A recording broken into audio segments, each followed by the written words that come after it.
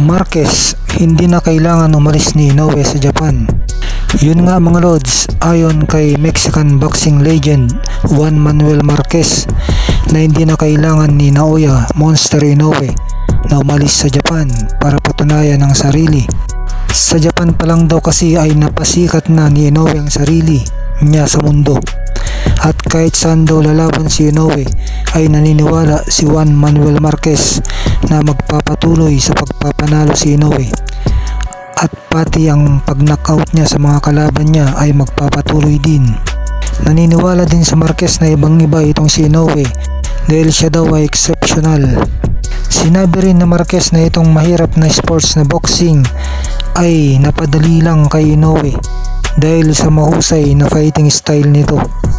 Sabi naman ng mga Casimero fanatics na mapapatunayan lang itong sinabing ito ng Marquez kung tatalunin niya si Janriel Cuadralas Casimero ng impresibo.